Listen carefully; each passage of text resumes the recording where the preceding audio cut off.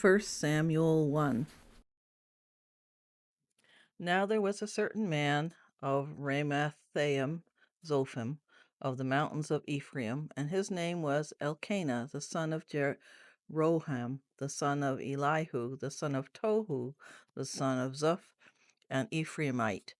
He had 2 wives. The name of one was Hannah, and the name of the other was Peninnah. Peninnah had children, but Hannah had no children. This man went up from his city yearly to worship and sacrifice to the Lord of hosts in Shiloh. Also the 2 sons of Eli, Hophni and Phinehas, the priests of the Lord, were there. And whenever the time came for Elkanah to make an offering, he would give portions to Peninnah his wife, and to all her sons and daughters. But to Hannah he would give a double portion, for he loved Hannah, although the Lord had closed her womb. And her rival also provoked her severely to make her miserable, because the Lord had closed her womb. So it was, year by year, when she went up to the house of the Lord, that she provoked her. Therefore she wept and did not eat. Then Elkanah her husband said to her, Hannah, why do you weep? Why do you not eat? And why is your heart grieved? Am I not better to you than 10 sons? So Hannah arose after they had finished eating and drinking in Shiloh. Now Eli the priest was sitting on the seat by the doorpost of the tabernacle of the Lord, and she was in bitterness of soul, and prayed to the Lord, and wept in anguish. Then she made a vow, and said, O Lord of hosts, if you will indeed look on the affliction of your maidservant, and remember me, and not forget your maidservant, but will give your maidservant a male child, then I will give him to the Lord all the days of his life, and no razor shall come upon his head. And it happened, as she continued praying before the Lord, that Eli watched her mouth. Now Hannah spoke in her heart, only her lips moved, but her voice was not heard. Therefore Eli thought she was drunk. So Eli said to her, How long will you be drunk? Put your wine away from you. But Hannah answered and said, No, my lord, I am a woman of sorrowful spirit. I have drunk neither wine nor intoxicating drink, but have poured out my soul before the Lord. Do not consider your maidservant a wicked woman, for out of the abundance of my complaint and grief I have spoken until now. Then Eli answered and said, Go in peace, and the God of Israel grant your petition which you have asked of him. And she said, Let your maidservant find favor in your sight. So the woman went her way and ate, and her face was no longer sad. Then they rose early in the morning and worshipped before the Lord, and returned and came to their house at Ramah. And Elkanah knew Hannah his wife, and the Lord remembered her. So it came to pass in the process of time that Hannah conceived and bore a son, and called his name Samuel, saying, Because I have asked for him from the Lord. Now the man Elkanah and all his house went up to offer to the Lord the yearly sacrifice and his vow. But Hannah did not go up, for she said to her husband, Not until the child is weaned. Then I will take him, that he may appear before the Lord and remain there forever. So Elkanah, her husband, said to her, Do what seems best to you. Wait until you have weaned him. Only let the Lord establish his word. Then the woman stayed and nursed her son until she had weaned him. Now when she had weaned him, she took him up with her with 3 bulls, 1 ephah of flour, and a skin of wine, and brought him to the house of the Lord in Shiloh. And the child was young. Then they slaughtered a bull and brought the child to Eli. And she said, O my lord, as your soul lives, my lord, I am the woman who stood by you here praying to the Lord. For this child I prayed, and the Lord has granted me my petition which I asked of him. Therefore I also have lent him to the Lord as long as he lives. He shall be lent to the Lord. So they worshiped the Lord there. First Samuel chapter 2. And Hannah prayed and said, My heart rejoices in the Lord, my horn is exalted in the Lord. I smile at my enemies, because I rejoice in your salvation. No one is holy like the Lord, for there is none besides you, nor is there any rock like our God. Talk no more so very proudly, let no arrogance come from your mouth, for the Lord is the God of knowledge. and by him actions are weighed. The bows of the mighty men are broken, and those who stumbled are girded with strength. Those who were full have hired themselves out for bread, and the hungry have ceased to hunger. Even the barren has borne 7, and she who has many children has become feeble. The Lord kills and makes alive. He brings down to the grave and brings up. The Lord makes poor and makes rich. He brings low and lifts up. He raises the poor from the dust and lifts the beggar from the ash heap, to set them among princes and make them inherit the throne of glory. For the pillars of the earth are the Lord's, and he has set the world upon them. He will guard the feet of his saints, but the wicked shall be silent in darkness. For by strength no man shall prevail. The adversaries of the Lord shall be broken in pieces. From heaven he will thunder against them. The Lord will judge the ends of the earth. He will give strength to his king, and exalt the horn of his anointed. Then Elkanah went to his house at Ramah, but the child ministered to the Lord before Eli the priest. Now the sons of Eli were corrupt. They did not know the Lord. And the priest's custom with the people was that when any man offered a sacrifice, the priest's servants would come with a 3-pronged flesh hook in his hand while the meat was boiling. Then he would thrust it into the pan or kettle or cauldron or pot, and the priest would take for himself all that the flesh hook brought up. So they did in Shiloh to all the Israelites who came there. Also, before they burned the fat, the priest's servant would come and say to the man who sacrificed, "Give meat for roasting to the priest, for he will not take boiled meat from you, but raw." And if the man said to him, "They should really burn the fat first, then you may take as much as your heart desires," he would then answer him, "No, but you must give it now, and if not, I will take it by force." Therefore the sin of the young men was very great before the Lord, for men abhorred the offering of the Lord. But Samuel ministered before the Lord even as a child, wearing a linen ephod. Moreover, his mother used to make him a little robe and bring it to him year by year when she came up with her husband to offer the yearly sacrifice. And Eli would bless Elkanah and his wife and say, "The Lord give you descendants from this woman for the loan that was given to the Lord." Then they would go to their own home. And the Lord visited Hannah, so that she conceived and bore 3 sons and 2 daughters.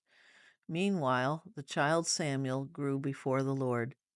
Now Eli was very old, and he heard everything his sons did to all Israel, and how they lay with the women who assembled at the door of the tabernacle of meeting. So he said to them, "Why do you do such things? For I hear of your evil dealings from all the people." "No, my sons, for it is not a good report that I hear. You make the Lord's people transgress. If one man sins against another, God will judge him. But if a man sins against the Lord, who will intercede for him?"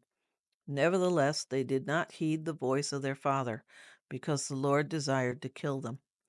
And the child Samuel grew in stature and in favor both with the Lord and men.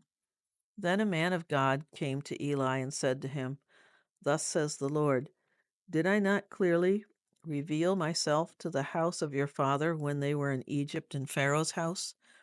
Did I not choose him out of all the tribes of Israel to be my priest, to offer upon my altar, to burn incense, and to wear an ephod before me? And did I not give to the house of your father all the offerings of the children of Israel made by fire?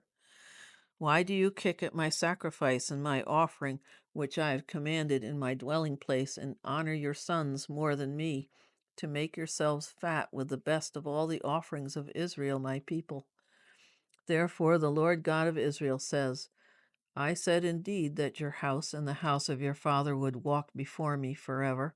But now the Lord says, far be it from me, for those who honor me I will honor, and those who despise me shall be lightly esteemed.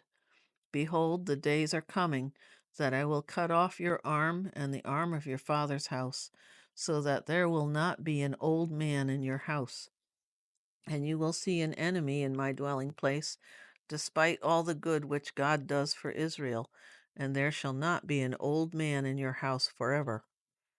But any of your men whom I do not cut off from my altar shall consume your eyes and grieve your heart, and all the descendants of your house shall die in the flower of their age. Now this shall be a sign to you that will come upon your two sons, on Hophni and Phinehas, and one day they shall die, both of them. Then I will raise up for myself a faithful priest, who shall do according to what is in my heart and in my mind. I will build him a sure house, and he shall walk before my anointed forever.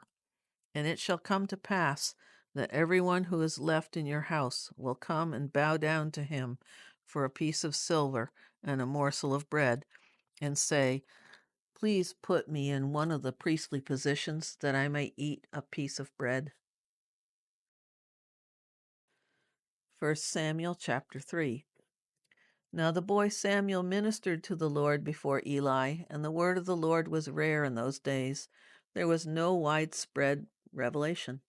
And it came to pass at that time, while Eli was lying down in his place, and when his eyes had begun to grow so dim that he could not see, and before the lamp of God went out in the tabernacle of the Lord, where the ark of God was, and while Samuel was lying down, that the Lord called Samuel. And he answered, Here I am. So he ran to Eli and said, Here I am, for you called me. And he said, I did not call. Lie down again. And he went and lay down. Then the Lord called yet again, Samuel. So Samuel arose and went to Eli and said, Here I am, for you called me. He answered, I did not call, my son. Lie down again. Now Samuel did not yet know the Lord, nor was the word of the Lord yet revealed to him. And the Lord called Samuel again the third time. So he arose and went to Eli and said, Here I am, for you did call me. Then Eli perceived that the Lord had called the boy. Therefore Eli said to Samuel, Go, lie down, and it shall be, if he calls you, that you must say, Speak, Lord, for your servant hears. So Samuel went and lay down in his place. Now the Lord came and stood and called as at other times, Samuel, Samuel. And Samuel answered, Speak, for your servant hears. Then the Lord said to Samuel, Behold, I will do something in Israel at which both ears of everyone who hears it will tingle. In that day I will perform against Eli all that I have spoken concerning his house, from beginning to end. For I have told him that I will judge his house forever for the iniquity which he knows, because his sons made themselves vile, and he did not restrain them. And therefore I have sworn to the house of Eli that the iniquity of Eli's house shall not be atoned for by sacrifice or offering forever. So Samuel lay down until morning and opened the doors of the house of the Lord. And Samuel was afraid to tell Eli the vision. Then Eli called Samuel and said, Samuel, my son. He answered, Here I am. And he said, What is the word that the Lord spoke to you? Please do not hide it from me. God do so to you, and more also, if you hide anything from me of all the things that he said to you. Then Samuel told him everything, and hid nothing from him. And he said, It is the Lord. Let him do what seems good to him. So Samuel grew, and the Lord was with him, and let none of his words fall to the ground. And all Israel, from Dan to Beersheba, knew that Samuel had been established as a prophet of the Lord. Then the Lord appeared again in Shiloh, for the Lord revealed himself to Samuel in Shiloh by the word of the Lord. 1 Samuel chapter 4. And the word of Samuel came to all Israel.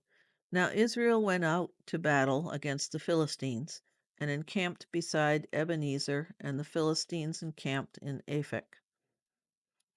Then the Philistines put themselves in battle array against Israel, and when they joined battle, Israel was defeated by the Philistines, who killed about 4,000 men of the army in the field. And when the people had come into the camp, the elders of Israel said, Why has the Lord defeated us today before the Philistines? Let us bring the ark of the covenant of the Lord from Shiloh to us. that when it comes among us, it may save us from the hand of our enemies. So the people sent to Shiloh, that they might bring from there the ark of the covenant of the Lord of hosts, who dwells between the cherubim. And the two sons of Eli, Hophni and Phinehas, were there with the ark of the covenant of God. And when the ark of the covenant of the Lord came into the camp, all Israel shouted so loudly that the earth shook. Now when the Philistines heard the noise of the shout, they said, "What does the sound of this great shout in the camp of the Hebrews mean?" Then they understood that the ark of the Lord had come into the camp. So the Philistines were afraid, for they said, "God has come into the camp." And they said, "Woe to us, for such a thing has never happened before. Woe to us! Who will deliver us from the hand of these mighty gods? These are the gods who struck the Egyptians with all the plagues in the wilderness. Be strong and conduct yourselves like men, you Philistines, that you do not become servants of the Hebrews, as they have been to you. Conduct yourselves like men and fight." So the Philistines fought, and Israel was defeated, and every man fled to his tent. There was a very great slaughter, and there fell of Israel 30,000 foot soldiers. Also the ark of God was captured, and the two sons of Eli, Hophni and Phinehas, died. Then a man of Benjamin ran from the battle line the same day, and came to Shiloh with his clothes torn and dirt on his head. Now when he came, there was Eli sitting on a seat by the wayside watching, for his heart trembled for the ark of God. And when the man came into the city and told it, all the city cried out. When Eli heard the noise of the outcry, he said, "What does the sound of this tumult mean?" And the man came quickly and told Eli. Eli was 98 years old, and his eyes were so dim that he could not see. Then the man said to Eli, "I am he who came from the battle, and I fled today from the battle line." And he said, "What happened, my son?" So the messenger answered and said, "Israel has fled before the Philistines, and there has been a great slaughter among the people. Also your two sons, Hophni and Phinehas, are dead, and the ark of God has been captured." Then it happened, when he made mention of the ark of God, that Eli fell off the seat backward by the side of the gate, and his neck was broken, and he died, for the man was old and heavy, and he had judged Israel 40 years. Now his daughter-in-law, Phinehas's wife, was with child, due to be delivered. And when she heard the news that the ark of God was captured, and that her father-in-law and her husband were dead, she bowed herself and gave birth, for her labor pains came upon her. And about the time of her death, the women who stood by her said to her, "Do not fear, for you have borne a son." But she did not answer, nor did she regard it. Then she named the child Ichabod, saying, "The glory has departed from Israel, because the ark of God has been captured, and because of her father-in-law and her husband." And she said, "The glory has departed from Israel, for the ark of God has been captured." 1 Samuel chapter 5. Then the Philistines took the ark of God and brought it from Ebenezer to Ashdod. When the Philistines took the ark of God, they brought it into the house of Dagon and set it by Dagon. And when the people of Ashdod arose early in the morning, there was Dagon fallen on its face to the earth before the ark of the Lord. So they took Dagon and set it in its place again. And when they arose early the next morning, there was Dagon fallen on its face to the ground before the ark of the Lord. The head of Dagon and both the palms of its hands were broken off on the threshold.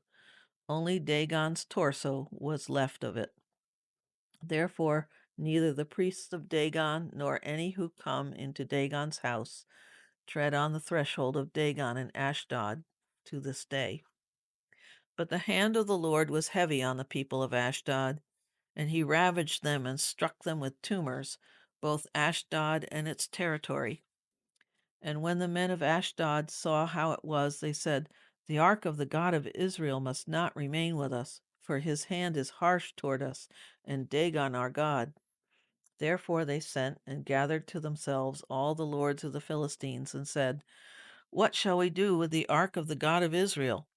And they answered, "Let the ark of the God of Israel be carried away to Gath." So they carried the ark of the God of Israel away. So it was, after they had carried it away, that the hand of the Lord was against the city with a very great destruction. And he struck the men of the city, both small and great, and tumors broke out on them. Therefore they sent the ark of God to Ekron. So it was, as the ark of God came to Ekron, that the Ekronites cried out, saying, "They have brought the ark of the God of Israel to us, to kill us and our people." So they sent and gathered together all the lords of the Philistines and said, "Send away the ark of the God of Israel, and let it go back to its own place, so that it does not kill us and our people." For there was a deadly destruction throughout all the city. The hand of God was very heavy there, and the men who did not die were stricken with the tumors, and the cry of the city went up to heaven. 1 Samuel chapter 6. Now the ark of the Lord was in the country of the Philistines 7 months. And the Philistines called for the priests and the diviners, saying, "What shall we do with the ark of the Lord? Tell us how we should send it to its place."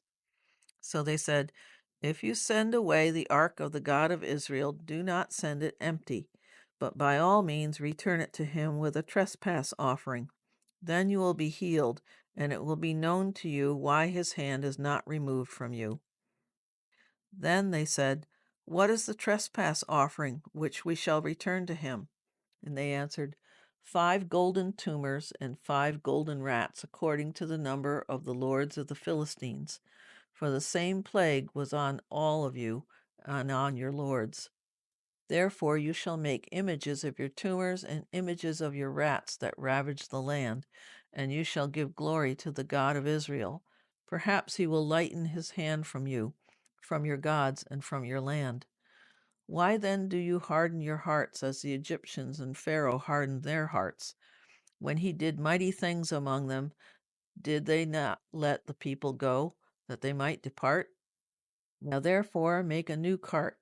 Take 2 milk cows which have never been yoked, and hitch the cows to the cart, and take their calves home away from them.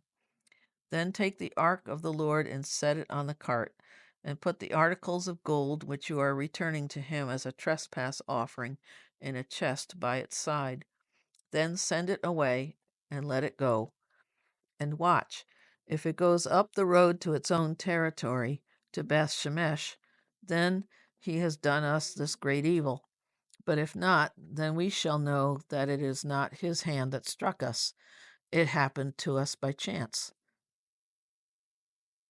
Then the men did so. They took 2 milk cows and hitched them to the cart, and shut up their calves at home.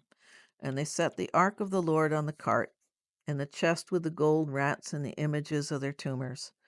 Then the cows headed straight for the road to Beth Shemesh, and went along the highway, lowing as they went, and did not turn aside to the right hand or the left. And the lords of the Philistines went after them to the border of Beth Shemesh. Now the people of Beth Shemesh were reaping their wheat harvest in the valley, and they lifted their eyes and saw the ark, and rejoiced to see it. Then the cart came into the field of Joshua of Beth Shemesh, and stood there. A large stone was there. So they split the wood of the cart, and offered the cows as a burnt offering to the Lord. The Levites took down the ark of the Lord and the chest that was with it, in which were the articles of gold, and put them on the large stone.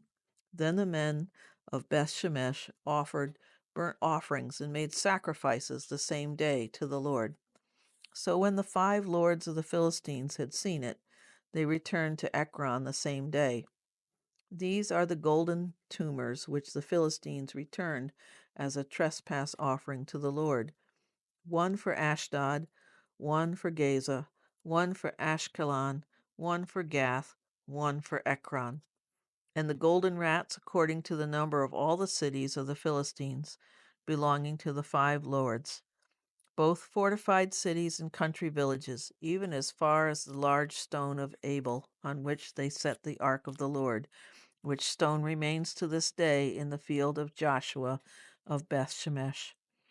Then he struck the men of Beth Shemesh because they had looked into the ark of the Lord. He struck 50,070 men of the people, and the people lamented because the Lord had struck the people with a great slaughter. And the men of Beth Shemesh said, "Who is able to stand before this holy Lord God, and to whom shall it go up from us?" So they sent messengers to the inhabitants of Kirjath Jearim, saying, "The Philistines have brought back the ark of the Lord. Come down and take it up with you." 1 Samuel chapter 7. Then the men of Kirjath Jearim came and took the ark of the Lord and brought it into the house of Abinadab on the hill, and consecrated Eleazar his son to keep the ark of the Lord. So it was that the ark remained in Kirjath Jearim a long time. It was there 20 years, and all the house of Israel lamented after the Lord. Then Samuel spoke to all the house of Israel, saying, "If you return to the Lord with all your hearts, then put away the foreign gods and the Ashtoreths from among you, and prepare your hearts for the Lord, and serve him only, and he will deliver you from the hand of the Philistines." So the children of Israel put away the Baals and the Ashtoreths, and served the Lord only. And Samuel said, "Gather all Israel to Mizpah, and I will pray to the Lord for you." So they gathered together at Mizpah, drew water, and poured it out before the Lord. And they fasted that day, and said there, "We have sinned against the Lord." And Samuel judged the children of Israel at Mizpah. Now when the Philistines heard that the children of Israel had gathered together at Mizpah, the lords of the Philistines went up against Israel. And when the children of Israel heard of it, they were afraid of the Philistines. So the children of Israel said to Samuel, "Do not cease to cry out to the Lord our God for us, that he may save us from the hand of the Philistines." And Samuel took a suckling lamb and offered it as a whole burnt offering to the Lord. Then Samuel cried out to the Lord for Israel, and the Lord answered him. Now as Samuel was offering up the burnt offering, the Philistines drew near to battle against Israel. But the Lord thundered with a loud thunder upon the Philistines that day, and so confused them that they were overcome before Israel. And the men of Israel went out of Mizpah and pursued the Philistines and drove them back as far as below Beth-kar. Then Samuel took a stone and set it up between Mizpah and Shen, and called its name Ebenezer, saying, "Thus far the Lord has helped us." So the Philistines were subdued, and they did not come any more into the territory of Israel. And the hand of the Lord was against the Philistines all the days of Samuel. Then the cities which the Philistines had taken from Israel were restored to Israel, from Ekron to Gath, and Israel recovered its territory from the hands of the Philistines. Also there was peace between Israel and the Amorites, and Samuel judged Israel all the days of his life. He went from year to year on a circuit to Bethel, Gilgal, and Mizpah, and judged Israel in all those places. But he always returned to Ramah, for his home was there. There he judged Israel, and there he built an altar to the Lord.